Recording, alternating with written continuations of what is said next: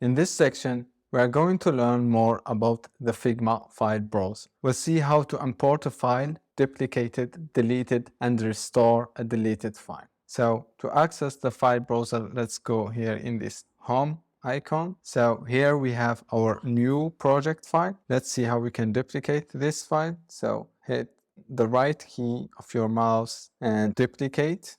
So here we have created a new copy of our project. Now to delete this copy, again, right click and hit delete. Now let's say you have accidentally deleted your file. Let's go to drafts, and here in the deleted tab, you can access all your deleted files. Here is my lastly deleted file. Let's right click and hit restore to restore my deleted file. Here is the restored copy of my file. That's all for this section. Thanks, and I will see you in the next lesson.